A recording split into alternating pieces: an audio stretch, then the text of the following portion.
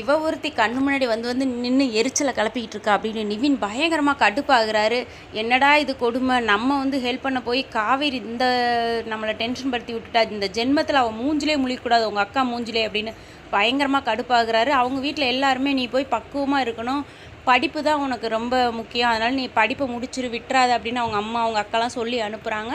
நிவினுக்கு பயங்கரமாக கோவம், நான் ஊருக்கு கிளம்பியே ஆகணும், எங்கள் அப்பா அம்மாவை போய் சமாதானப்படுத்தணும் அப்படின்னு நிவின் கிளம்பணுன்னு பார்க்குறாரு.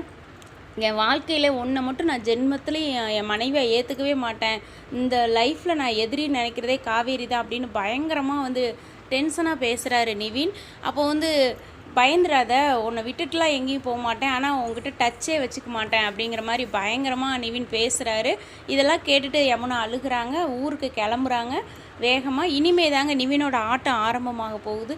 யார் யாரெல்லாம் நிவினோட கோவம் வந்து கரெக்டு தான் அப்படின்னு கீழே கமெண்ட் பண்ணுங்கள். இதில் வேறு நிவினுக்கு கல்யாணம் ஒரு